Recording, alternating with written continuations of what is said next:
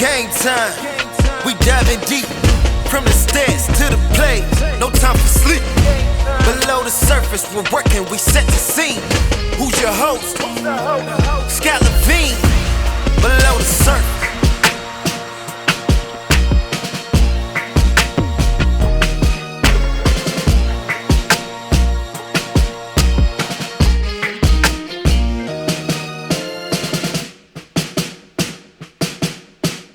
Welcome back to Below the Surface, episode 11. I'm your host, Scott, and today we've got a stacked show.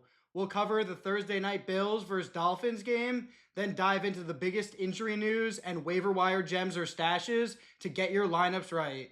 But today's episode is extra special because I'm not going solo. Joining me for the first time is my brother Matt. And listen, this isn't just family bias. Matt's a problem in our fantasy football league. He's a 3-time champ since 2015 and never missed the playoffs. And he's so good at making trades that nobody in our league even wants to deal with him anymore. Every move he makes seems to benefit him, and somehow it always works. He's the guy you least want to face when it matters. He's bringing that experience and edge to the pod today, and he's going to be here the whole episode. Get ready, because Matt and I are breaking down the whole Sunday slate and getting you ready to dominate for week 3. All right, now that you guys know who's joining me for the ride, let's dive in. Thursday Night Football gave us a huge AFC showdown, Bills-Dolphins. Let's break down what went down, what it means for fantasy, who's trending up or down after this one. And Matt, I got to start with you here, because on your fantasy team, you've got Tyreek Hill and Devon Achane. The Dolphins are sitting at 0-3 right now. What's your panic meter on this team, and how does their shaky start and struggling secondary impact the way you're viewing these guys? First off, I want to say thanks for the introduction. I appreciate all that. And I'm excited to talk some ball. As for my panic meter, I got really no panic meter. I mean, Devon Achane, he's exactly who I drafted him to be. Why would I worry there? He's getting 10 targets a game. Expect nothing less each week. And as for Tyreek Hill, he still looks like a good football player, and I got him in the 4th round. I mean, maybe not everyone got that, but he's giving me exactly what I wanted. We got the Jets. We got the Panthers the next 2 weeks. They could be right back in their season. And those could be 2 another big weeks for Tyreek Hill. So after that 2 weeks, maybe it's not looking as good for me, but I think he could get his value up. If you have someone in your league that's really all in and thinks that this guy's still the same star you can get, but I don't know if that's I don't see that in my league, but if you can take and capitalize on that, I would. But right now I'm holding. Thanks for that advice. And you hear that about your Miami Dolphins players. Stay confident in them for these next few weeks and maybe make that big splash later on in the season. This was actually a great game, a thriller. It came down to the 4th quarter where big plays were made. Tua Tagovailoa had that costly interception after the team had a nice little game able to keep it close with the dominant Bills. Dalton Kincaid, he's on my fantasy football team this year, and he nearly scored 3 times, barely missing out on 2 touchdowns, got tackled at the one and dropped the other one in the end zone. But he got in the end zone and had a great fantasy day, and if you grabbed him late like I told you earlier this offseason, it's looking like it's paying off. James Cook, he's looking like another superstar. He had a big game again, and he's consistently looked at as a running back 1, I would say, now going forward. Keon Coleman for the Bills, he had another poor game and was a no-show, and people were excited with him after his staunch debut. And like Matt said about Devon Achane, he's just such a reception monster, man. That game was incredible for him. 10 targets, even though he barely had any impact in the receiving game. 7 catches. And he actually leads the team in targets, which is just incredible. So keep him going and let him do what he does. Any final thoughts on that game? I mean, yeah, I agree with most of what you said. Keon Coleman, as someone who relatively believed in him at his price, I'm kind of down on him because it's basically the same as last year. When Josh Allen looks his way and it's in a high-scoring shootout, he has the chance to produce, but on a week-to-week basis, he's just not that guy. And your boy Dalton Kincaid looks good. You hope he looked good, so maybe they work him in more and get him more snaps, and that could be big for him. Yes, and sir. Obviously James Cook been an absolute demon, but I can't imagine he keeps this up, but still could be league winner.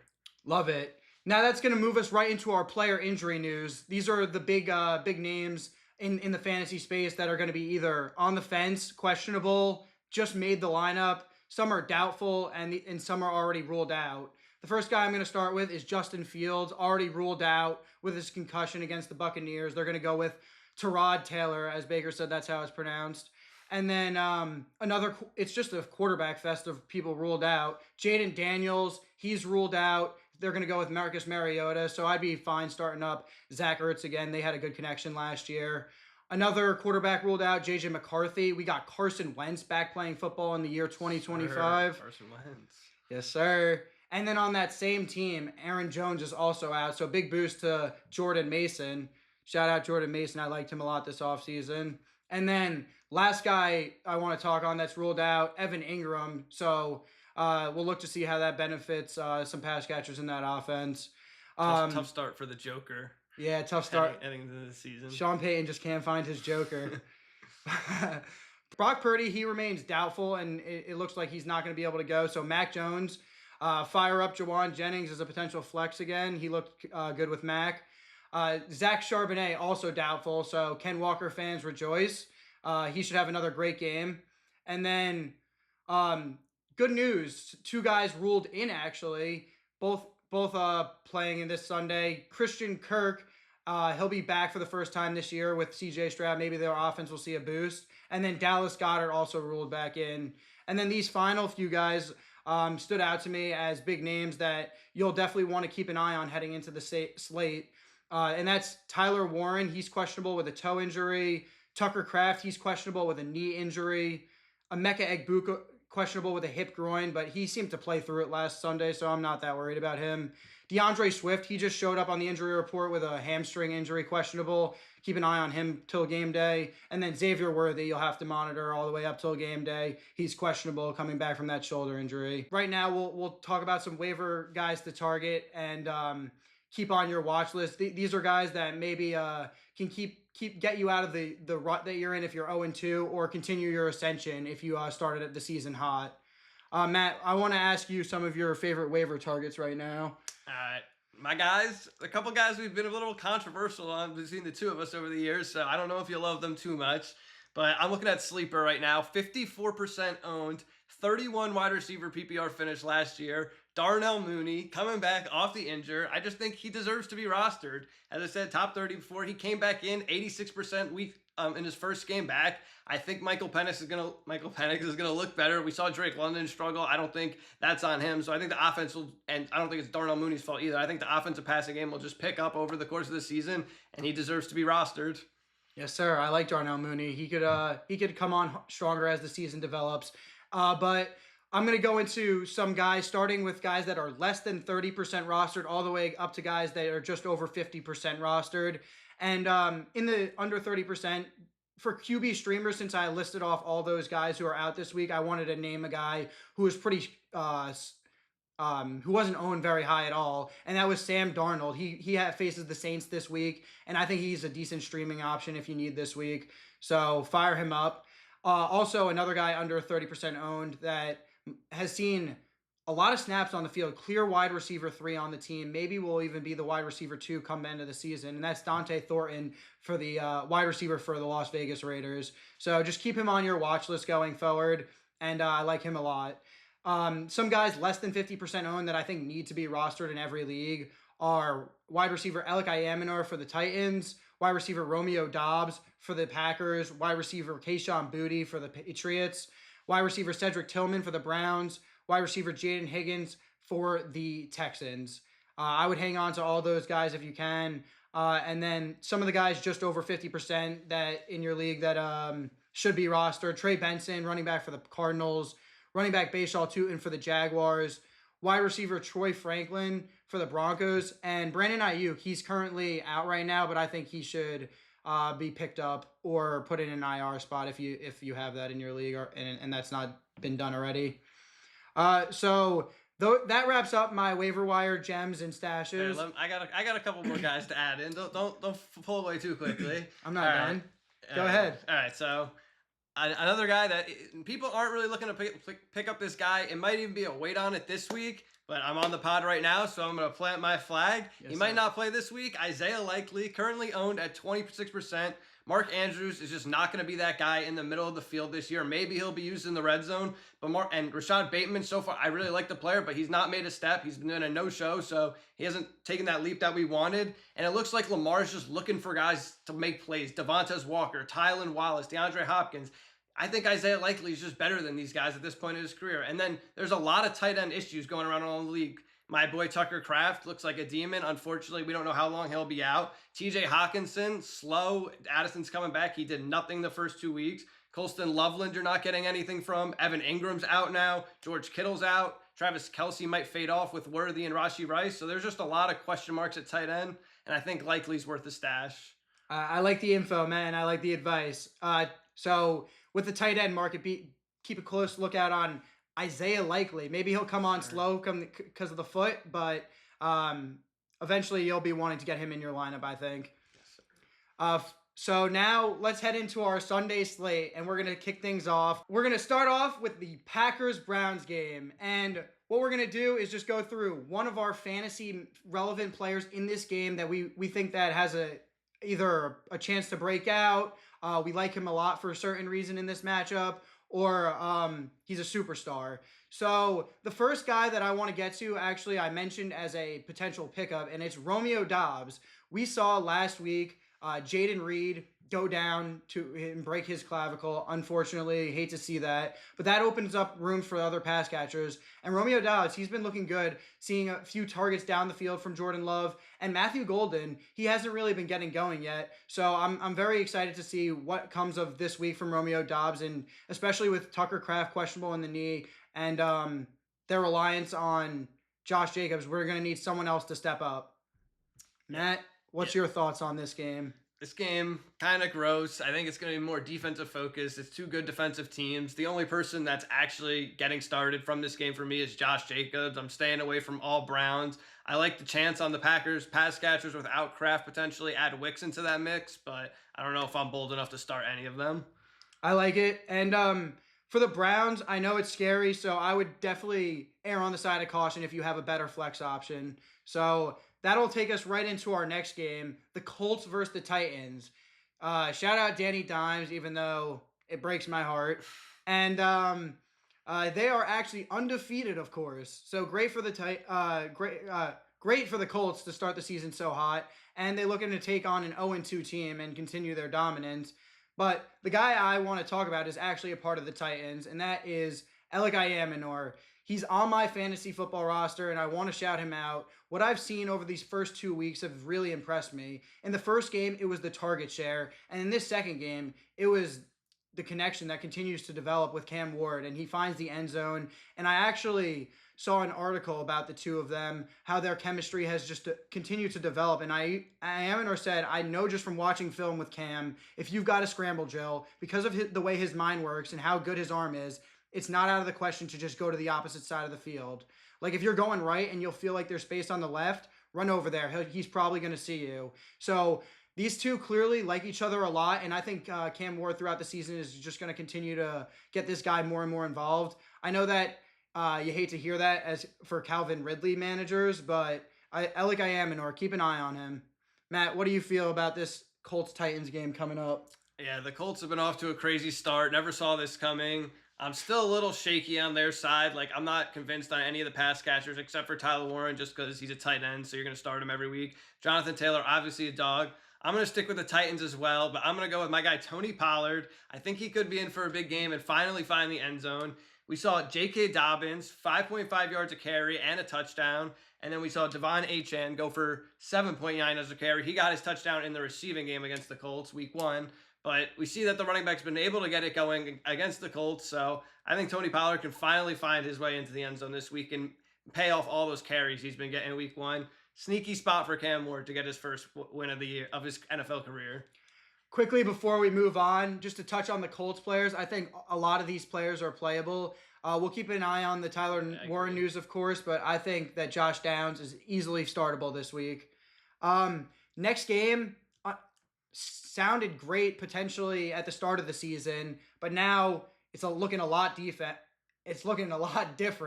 and that's the Bengals-Vikings. We got Jake Browning versus Carson Wentz. Wow, that's crazy. Yikes. But the guy I actually want to talk about is Chase Brown. Chase Brown actually came in the same rookie year as Jake Browning, and they played together that same year when Joe Burrow went down. And there was a stretch from weeks 13 through 17 where Chase Brown saw 12 targets from Jake Browning and caught 11 of them, and that was as a rookie when Joe Mixon was there. So I expect him to take full advantage of Chase Brown in the receiving game, and I expect Chase Brown to have one of his best games of the year so far. And then on the Vikings side of the ball, Carson Wentz coming in. Expect him to utilize that strong rushing attack that Jordan Mason has shown early on this season. So I really like him this week. And then Justin Jefferson is a set and forget it player every week. Other than that, pretty safe game. All right, Matt. Let's hear your thoughts. When you come into a Bengals-Vikings showdown, you're thinking the big name wide receivers. I'm repping my boy Jamar Chase, as you can see. But yeah, my focus also goes on the running backs. The Bengals have just gotten absolutely lit up by Travis Etienne, and Quinshon Judkins looked good in his first game, and he really hadn't been there for a while. So I think that Jordan Mason is going to be a big focal point. And then for Chase Brown, I was one of the guys who thought he was a little more tied to Joe Burrow's success and offense success as a whole than some of the other guys in the second round, like Jonathan Taylor or even like Bucky Irving, Josh Jacobs. Like, I feel like they're more proven backs, but what you said about Jake Browning, that sounded good. So I'm definitely looking forward. I'm looking at him in these next couple of weeks, and obviously you're monitoring this new QB play and seeing who they like and how the offense looks as a whole. Yeah. For all Chase managers and team managers, Jake Browning is a quality quarterback, and he's one of the better backups, so you can still feel confident getting him in against this Vikings defense. Yeah, I got Joe Burrow in Dynasty, and I filled him in with Jake Browning that one year. He went down, and obviously it's not Joe production, but he was giving me some good weeks. So. Yes, sir. He had a few top QB finishes. This next game we're going to move into is the Steelers versus the Patriots. Two classic franchises, well-known franchises. And the guy that I want to get into is rookie running back Trevion Henderson for the New England Patriots. Now, his first two games have been a little bit disappointing as managers who've drafted him highly, maybe fourth or even third round for some leagues.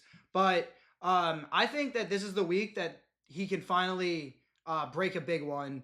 This Steelers rushing defense has not looked great over the first 2 weeks. We saw Breece Hall light them up week one. Just last week against the Seahawks, Kenneth Walker got his momentum going against them as well.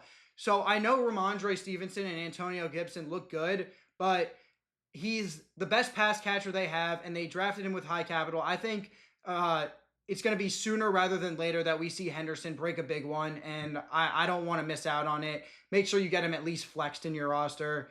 On the Steelers side, we'll have to see how they can respond to a strong Patriots defensive line, and we'll see how Christian Gonzalez can do if he's able to make it back for this week. This passing attack has been doing it by committee, so we'll have to just wait and see if DK Metcalf can finally emerge as a true alpha in this offense. All right, Matt, how do you feel about the Steelers, Patriots, and your favorite guy to target in this week? Yeah, I'm glad you touched on the Trevion situation because the Steelers have been dreadful on defense. That's not something we're used to, but I was higher on Ramondre just at price, and it's hard to see if you want to start either of them. I mean, obviously Ramondre is more proven, but you feel like you don't want to miss out on that Trevion boom game, and I think this could be a big day for the Patriots offense. We'll see if Stephon Diggs' snap percentage keeps going up and up, so that's something to monitor for sure. For the Steelers, yeah, you're just starting DK Metcalf and Jalen Warren. That's the only guys you're ever thinking about playing at this point. And Christian Gonzalez, if he's out, that's a boost for DK. Other than that, it might be in for just more of these 10 to 15 point finishes from him. I agree. Not much more. The only maybe person to consider just because of the tight end market, like we mentioned, is Jonnu Smith. But other than that, just keep it rolling. Now we move into a interesting game. We got Buccaneers at home versus the Jets. Tyrod Taylor coming in versus, he was actually the starter to Baker in his rookie season, so that's an interesting narrative. But Baker Mayfield, what a heck of a performance, clutching up on that final drive, getting that fourth down rush. And now the Buccaneers sit at 2-0 atop the division, and they look like they're in a great spot to make the playoffs again. Great team last year, and they can just continue their excellence. Evans and Emeka Egbuka have been holding down in Chris Godwin's absence, but the guy I want to mention today is Bucky Irving. This Jets team has also been porous on the ground, and I expect a huge week out of Bucky Irving. He's been getting a lot of snaps, almost 70% of the snap count, despite Rachaad White playing all right. It's the Bucky show, and we should expect a touchdown this week, a lot of work through the air and on the ground, and I'm just really excited to watch him this week. As for the Jets, not nearly as exciting with the Fields injury, and we'll just have to see how they can rebound from that devastating loss to the Bills. Just absolutely embarrassed. All right, Matt, who's the guy that you feel most confident going forward with this in this Buccaneers-Jets game?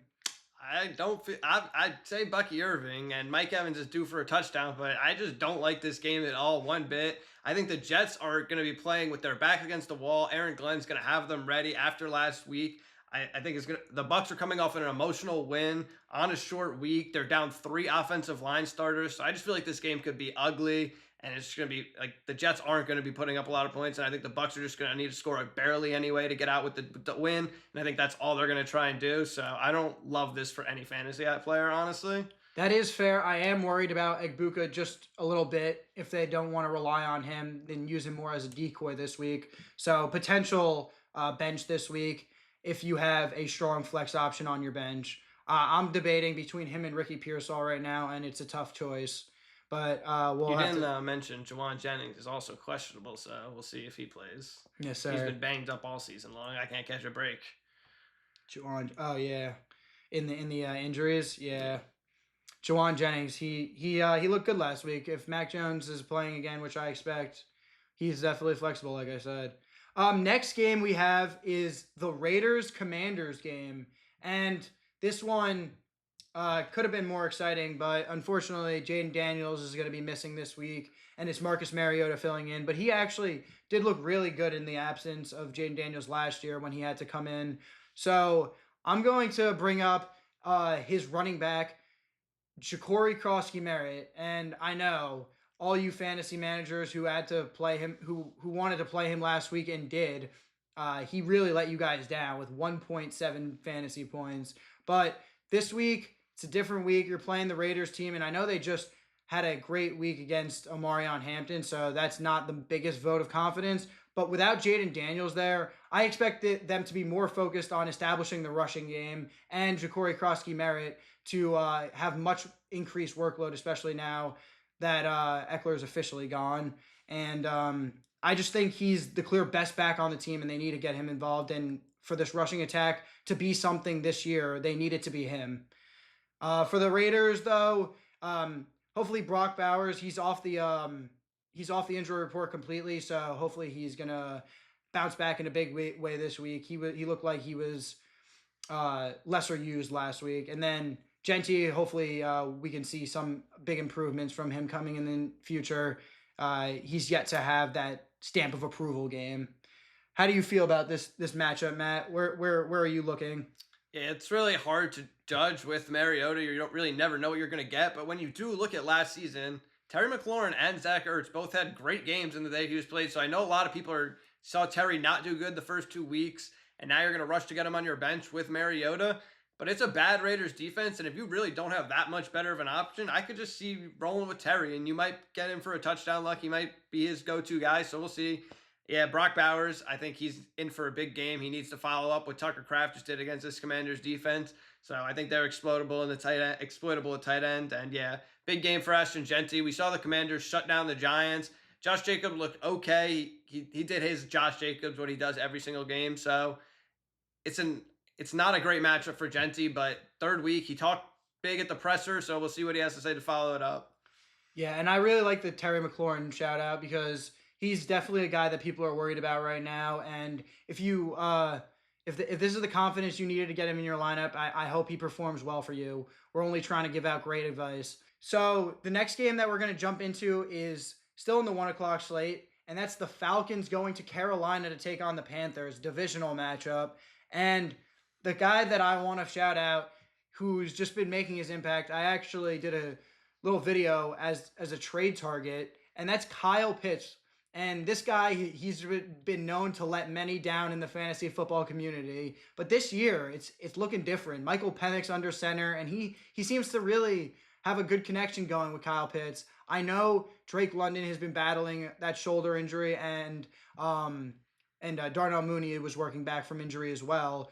But Kyle Pitts, he looks good. He looks explosive. He looks the best I've ever seen him. And we actually finally saw Zach Robinson speaking highly of him. So I just want to target that momentum. And if he's on your team, definitely continue to play Kyle Pitts, or, like I said, a good trade target.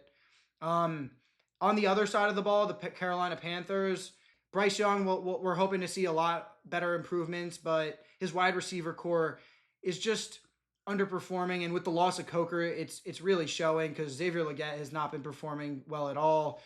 Chuba has also been inefficient, so we just want to see this offense continue to get better, and this might be a game without AJ Terrell playing that the wide receivers might be able to excel. All right, Matt, any guys that you're big fan of in this game? It's hard not to be a big fan of Bijan Robinson. I think he could be in for a 150-yard, 2-touchdown day against the Carolina Panthers defense, but that's an obvious plug and play in your lineup. You're never questioning that. Another guy that's going to be in your lineup, you mentioned AJ Terrell's out with injury, so Ted McMillan, maybe he finally finds that end zone today. I'm kind of worried about Chuba Hubbard. As you mentioned, he's really been eating in garbage time, so maybe he can do that again. But the Falcons defense has quietly looked pretty good through 2 weeks. So I'm thinking he might struggle. And like Bryce Young, as much as I love you, he really hasn't been able to done much when the game has actually been in the balance this season. So I don't know, the game script's going to favor him. Again, that hasn't hurt him because he's feasted in garbage time. A guy quietly, I like the talent when I saw last year, Ja'Tavion Sanders. He's a deep guy if you need a tight end desperately. I don't believe in Xavier Legette, even though, as much as I hate to say that, South Carolina legend, I think he was just overdrafted. Yeah, I don't know. He doesn't look good out there. And then Hunter Renfrow, I know he had the 2-touchdown day, but I don't think he's a great NFL player at this point. And Ja'Tavion Sanders, I think he's a good little player that Bryce Young is going to have to rely on. Without Coker, there's really only Tet, and I think he could quietly have a couple of good games. Yeah, I love the shout out for T-Mac. He's on my fantasy football team, and he's looked great early. I'm hoping he continues his dominance, and maybe he can find the end zone. So, yeah, we're playing him with confidence. Yeah, and one more thing I want to add. If Drake London does have another bad game, with Bijan Robinson just absolutely cooking this Carolina Panthers team, and they just get out into an early lead, buy low, buy low, buy low. That man is a dog. Yes, we love Drake London here on this channel. So, yeah, if you can get Drake London for a good price, definitely look to target him even before this Sunday. That moves into our next game. The Texans take on the Jacksonville Jaguars at home. Tough start for the Texans this season. 0-2 start already. CJ Stroud has not been able to really get things going. He also didn't have his full arsenal of weapons. Obviously, we know Tank Dell came into the year basically going to miss like the whole year. And then right before the season started, Christian Kirk went down, which sucked to see. And Jaden Higgins and Jalen Noel, their rookie wide receivers that they took with high capital, just haven't showed out yet. But I'm going to be talking about the other side of the ball because there's been a lot of conversation going on about this guy, Trevor Lawrence, and his hospital balls and him making bad reads and just trying to fit balls into tight windows, and because he's not reading the field as well as he should.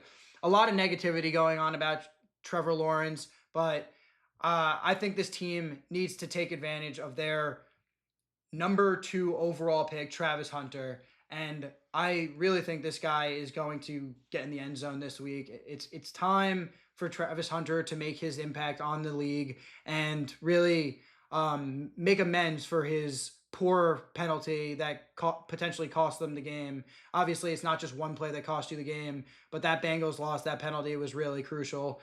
So Travis Hunter, he's been getting a lot of targets, just not doing much with it. Hopefully they're going to be able to use him in a little bit of a different way going into this game. I know his like snap share of his slot usage is not very promising. You want to see him more on the boundaries. So Travis Hunter, I'm still very high on him, and I expect a good game. Matt, would you like to talk about this game real quick and mention what you like? Yeah, I like the two superstar wide receivers. I still believe Brian Thomas is that, and I think he's going to be in for a big game. Trevor Lawrence had to calm down. I agree with him. I think he's still that guy, and I think we could be in for. I mean, Derek Stingley is a tough matchup, so it could not be the week, but I still believe in Brian Thomas, especially long term. Nico Collins seems to always torch the Jacksonville Jaguars, and we saw what Jamar Chase did to them last week, so I think he's in for a big day.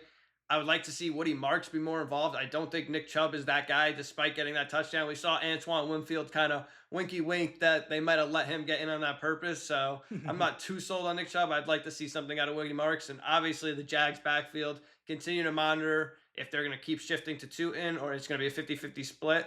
I've liked what I've seen from ETN, so I feel like you can't just abandon him. So I think they'll be a good 1-2 punch. Yeah, definitely important to bring up that Jags backfield. Great 1-2 punch, and I'm also very curious to see how Tutin's role expands throughout the year. We saw how effective the Buccaneers, both running backs, were last year, and that was under Liam Cohen as well. So I'm just really high on the Jaguars. But also want to quickly mention, you brought up the Texans backfield, and yeah, Woody Marks, a guy I want to keep an eye on my watch list. He's a guy I think that they should continue to get more and more touches. Nick Chubb, yeah, he doesn't look great. He had before that rush, it was very poor efficiency. No doubt. And he's not a good receiving back as well anymore. So just that Texans team, I think it's gonna have to rely on their pass catchers, and Woody Marks is a good pass catching back. Yeah, Christian Kirk is back this week, so we'll see how Jaden Higgins. They got to switch up something in the offense, so we'll see what happens. If this is week where against a bad Jacksonville defense, they can finally maybe get their footing. Yes, sir. That offense has been dreadful for a while now. Yes, it has. Yeah, the Texans definitely got to find something. And the next game we have is the Rams going to Philadelphia to take on the defending Super Bowl champions, and this is a huge matchup. This is a heavyweight bout. Between two great teams right now, and they're both 2-0, so we'll see who can come away victorious and who will no longer be undefeated. The guy that I want to bring up from this game is Davante Adams for the Los Angeles Rams, and the reason for that is obviously because of the Eagles secondary. Their second cornerback has been a problem for them this season, and they haven't quite figured out who has that lockdown role. It's been a mix between a few different guys out there. Adoree Jackson's been picked on. Jacorian Bennett, their pickup from the Raiders, he's been picked on quite a bit as well. And a receiver as talented and experienced as Tay, look for him to set them up for a deep play later and use his releases to get open quick off the line. And with his strong showing, his yards after catch, he looked a little bit more explosive than he did in even last year. So I'm excited to see if that continues. Obviously, Puka Nacua, great player. He'll be in your lineup locked. Kyron most likely locked into your lineup, even though it might not be like your favorite game to have to play him. Good Eagles front. And then on the Eagles side of the ball, obviously we have to mention the tush pushes and just how frequently they're happening. It's just really affecting this offense. Their offensive coordinator, Kevin Patullo, is actually a horrible play caller. I don't like his route designs at all. And Jalen Hurts is just not taking advantage of his superstar wide receivers quite yet. So we'll see if this matchup forces a change. All right, Matt, how do you feel about this Eagles-Rams heavyweight match? Yeah, you touched on how bad Adoree Jackson is, so I don't have to go there. You briefly mentioned the struggling Eagles passing game, so that's what I'll focus on. We know that Saquon Barkley, his history with the Rams last year, going for over 200 yards. The Rams' defense has been good on paper, but quietly they gave up over 4 yards to carry to Tony Pollard and Nick Chubb, who we saw Nick Chubb didn't look great, so it could be another big game for Saquon. Dallas Goedert is back now. Devontae Smith almost took advantage of it last week, coming short on that touchdown. But I checked last year. He missed the one game against the Rams, but AJ and him did. AJ had a big game in the regular season, and they both did nothing in the playoff game. And they just seem like they're trending more in that direction. It's just hard to trust any Eagles pass catcher at this point. So, I mean, I'm debating between Devontae Smith and if Jawan Jennings healthy, or Quentin Johnston. We'll touch on him later, but yes, yeah, it's not convincing if you have an Eagles pass catcher you invested in. So that's the least of it. That was a great lead-in, Matt, with Quentin Johnson. Because speaking of Quentin Johnson, we're going to move into the 4 o'clock slate with the Broncos going to Los Angeles to take on the Chargers at home. And let's start with Quentin Johnson. He has been absolutely unbelievable this year. If we redo your fantasy draft starting right now, he'd be going much higher. And he's definitely a guy I want to be getting into my lineup at this point. I know they got a lot of options: Ladd, Keenan, but the running back game has yet to get going, and they have been passing much more than expected, especially in a Greg Roman, John Harbaugh led offense. But I'm actually going to talk about a player on the other team, and that's Troy Franklin, who I mentioned in the waiver section. And Troy Franklin, I really want to see if this matchup, if last week's matchup was a fluke, or this is something that's really going to be something promising going forward, because last week 8 catches and a touchdown, 80 receiving yards, just unbelievable production. And Bo Nix played college with Troy Franklin in Oregon. We can't forget that. So these guys have chemistry going back. The reason we don't really talk about him is because he had such a poor rookie year and they really didn't involve him. The other receivers on this Broncos team, Marvin Mims, Cortland Sutton, Pat Bryant, none of them have locked in a superstar like alpha level role right now. And I still think that there, especially now with Evan Ingram gone this week, there's a lot of opportunities to take advantage of this week for Bo Nix to spread it around. So Troy Franklin could be a dud game, but I just want to keep a close eye on him going forward. All right, Matt, we touched on Quentin Johnson. How do you feel about those Chargers? Yeah. To Troy Franklin point, I liked him in college, but with Sean Payton, just feels like, oh my God, Troy Franklin. Now we're gonna get that big Marvin Mims game. Like, yeah, it's always like that. Yeah, so I like the player, but I'm really away from the Broncos. We are not believers over here. This is a really good Chargers defense through 2 weeks. Definitely. I think they're about to be 3-0 with 3 games in the division, and that's a really good start for them. So I'm staying away from my Broncos. We'll see if RJ Harvey can get anything going this week, but yeah, again, another tough matchup. About Amarion Hampton, we saw Jonathan Taylor run wild against this Denver Broncos front. Yes, it's supposed to be a very good defense, and the Chargers haven't been able to get anything running game. But if you don't have anyone else and you're worried about Hampton, that's something to at least look on the bright side at. I don't think QJ will get Pat Surtain necessarily shadowing him, but I feel like he should be covering. Like, is he guarding Ladd McConkey? Like, what do you like? Is he just? I think he's just going to guard whoever. I don't really think he's going to follow anyone. He'll just have his side. But yeah, with the Chargers rushing attack briefly, it's definitely been unfortunate to see on Amarion Hampton so far. But we just got to keep the faith with the rookies and don't panic quite yet. If he doesn't, this is what I've been saying to Amarion Hampton owners. If he doesn't hit that 12-point threshold by week 4, then you can officially start to hit that panic button. But other than that, I do like the important point of talking about the Chargers' elite defense. Jesse Minter, I want to shout him out, their defensive coordinator. He's done an unbelievable job with that defense. So that'll be a tough matchup for Bo Nix. And that moves us right into the New Orleans Saints going all the way to Lumen Field to take on the Seattle Seahawks. And Spencer Rattler, Gamecock legend, playing good football. Yes, he is. I'm proud of Spencer. He looked great against the Niners, and he's just been making good throw after good throw. Looks confident in the pocket. Good for him, Spencer Rattler. Shout him out. And we're going to stay with the Saints and go to his favorite target, and that's clearly been Chris Olave.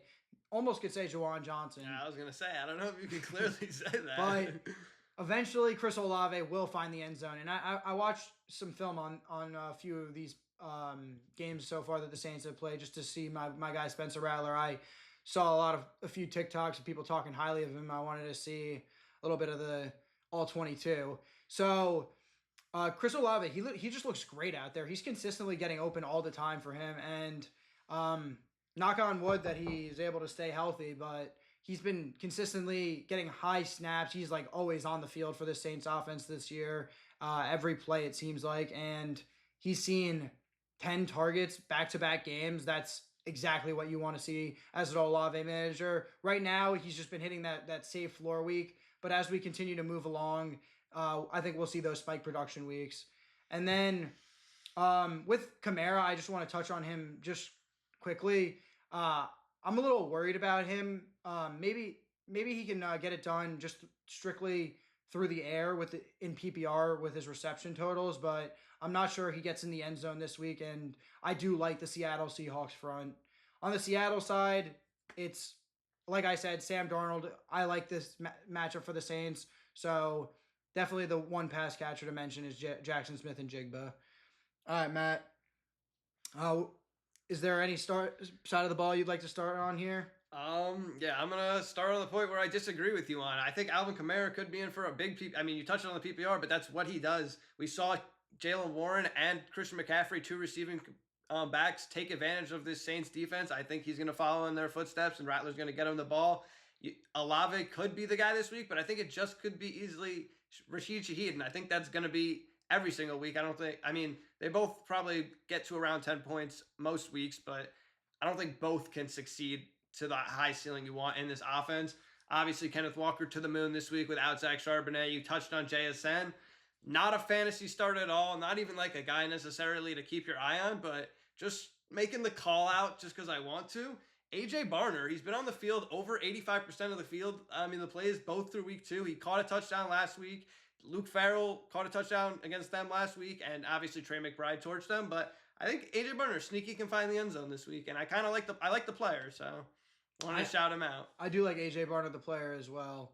But our first real disagreement here, guys, you heard it. Matt, I am out on Alvin Kamara this week, and Matt is more in on Alvin Kamara, and then Matt is less intrigued by Chris Olave this week. So he could be good. He could easily be as good as Shaheed, but Devon Witherspoon is out, so that helps all pass catchers in the offense, and maybe Spencer Rattler can take advantage of that injury. Yeah, I think one of them will do good.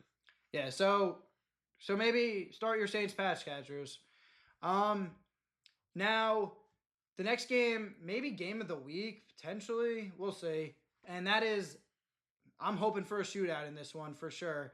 That is Cowboys versus Bears, and man, have these defenses both been dreadful. We saw the Bears just give up 52 points to the Detroit Lions. Yeah, Bears. And then we saw the Cowboys just give up 450 passing yards to my New York Giants, Russell Wilson. Absolute stellar game from Russell Wilson. One of the best games of his career ever, 450 yards. So both these defenses are very porous. And this year I decided to go all in on Payne by choosing multiple Bears players, Caleb Williams, DJ Moore, and Colston Loveland. Right now, I'm just holding Loveland because of he's not been utilized enough. I was hoping for the Tyler Warren utilization to start the season. But I'm going to talk on DJ Moore. And we've seen with Rome Odunze the target share. It's been Rome these first 2 weeks. He's gotten 3 touchdowns through 2 weeks. He seems like the guy clear breaking out. But don't sleep on DJ Moore. Going back quickly to the first game of the season, DJ Moore on a 4th down, he looked for him over the middle. Caleb missed him on his first incompletion. Hate to see it. And then there was one play towards the end of the game where he had DJ Moore on a long shot that he just missed him on, which would have ended him in a great fantasy week and a potential touchdown score. So I think DJ Moore, he's only had 11 targets through the first 2 weeks, but he's got the ability to make play after the catch, and Caleb has looked better and better each week. I think, honestly, I've seen some good progression, even though their team lost badly in the second week. So I'm excited to see his progression continue, especially against such a terrible secondary. One of these wide receivers will break out, and I'm really hoping it's DJ Moore this week. Yeah, we went back and forth with this all off season. Your guy DJ Moore, my guy Rome Odunze.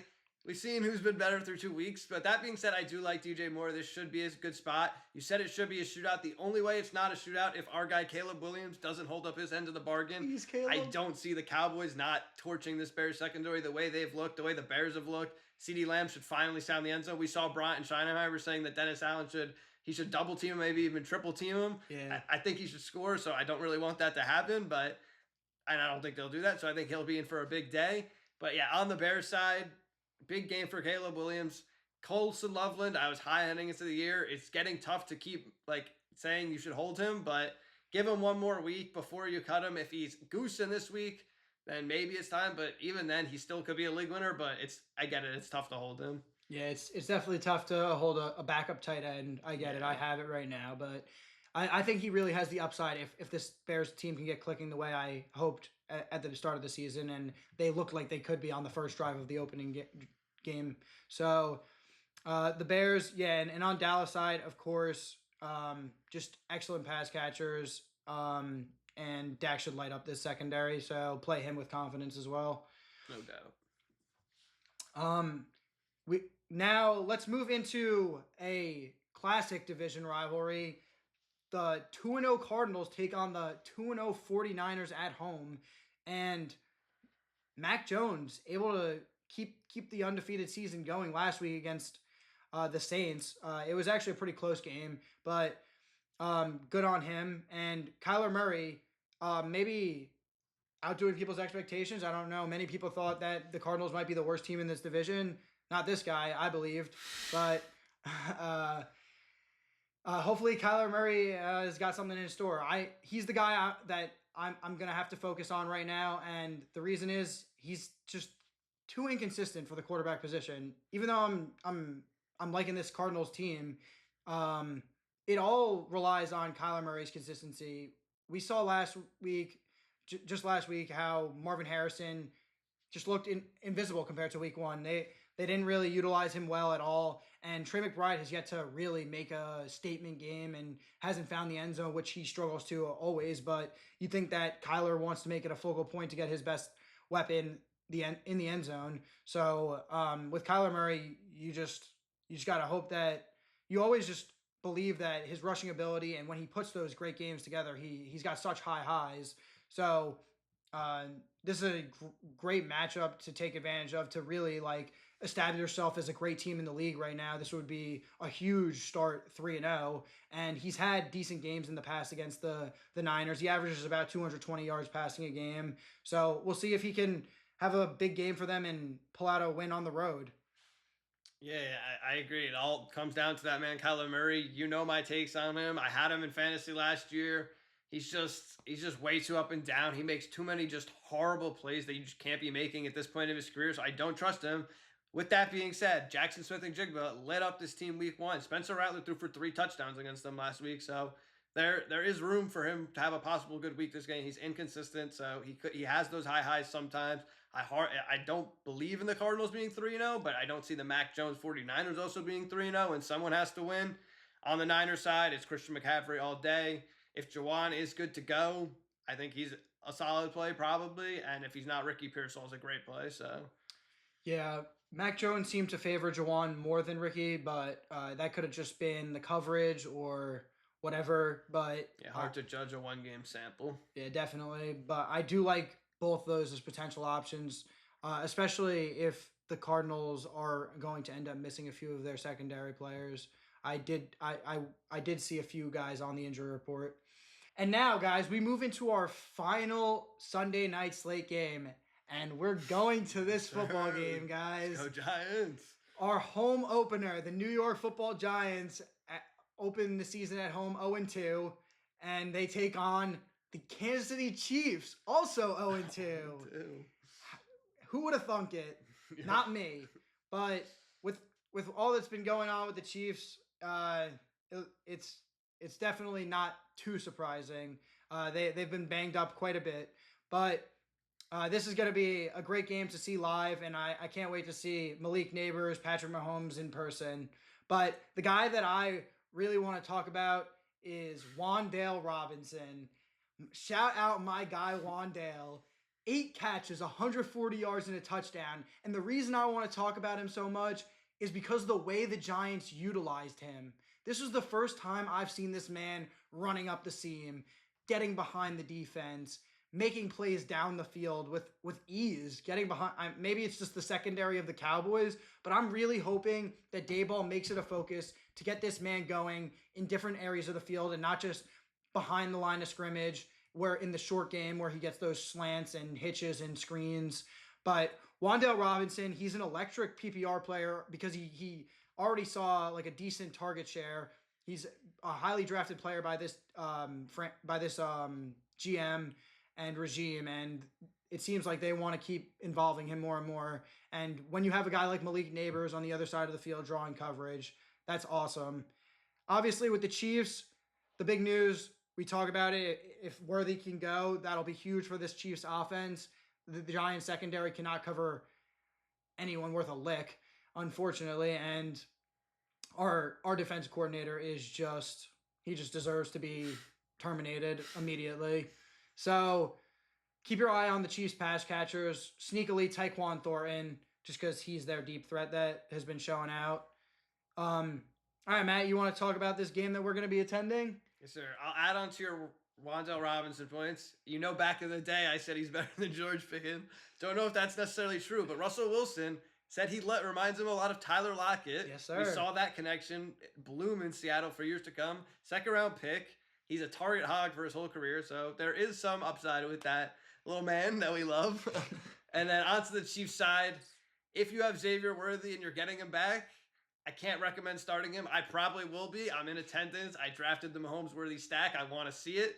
It might let me down just because I don't know. I can't judge what I'm going to get from him, even if he does play. But I don't know if he's a full start for most people, if you have an option to replace him. But he'll be in my lineup if he's ready to go with me in attendance. And I'm looking forward to Malik putting on a show. We know the Chiefs haven't been able to get to the quarterback greatly these first 2 weeks. So that's really the Giants' weakness usually. So hopefully Russ can have another great game and maybe have an upset of the century. It would be a hell of an upset. And yeah, let's shout out our Big Blue. Let's go Giants. It's been tough to root for them lately. Thomas, game time decision. That's huge. Yes, it is. 500 football team with him. Yes, sir. Andrew Thomas, a huge player. It would be great to get him back. Really love what I've seen from our rookie Marcus Bowe on the O-line. Hopefully that O-line just continues to gel and improve. Maybe continue to give other guys a chance. On that our O-line looked much improved from the Commanders game. The team looked completely different. You could not recognize them from 1 week to the other. It's just so unfortunate that the offense clicks 1 week and then the defense was clicking on the first week. I mean, the defense was nothing special week 1, but they only gave up 21 points. And of course we have to go up against the best kickers of all time. Yeah. But yeah, that wraps up our Sunday slate. I really hope you guys enjoyed hearing about our thoughts on that. Obviously, there's the Monday night game that's phenomenal, but we won't cover that today. Enjoy the Sunday night football slate coming up, and hopefully you enjoyed our picks and breakdown and waiver claims and all the information that we threw out today, and hopefully that it helps you make the best possible decisions for your fantasy lineup. This has been a blast bringing you on, Matt. You gave a lot of great insight away. This is coming from a 3-time champ, so take his advice and use it, honestly. He gives really strong advice. And any last words, maybe a pick, a fantasy story, anything you want to say to the fans? Appreciate you having me on. It was a pleasure talking with you. I hope you guys liked my points and are able to take something away from this. Go Giants and go Spencer Rattler. That's all I got to say. All right, guys, this was a blast. Peace out.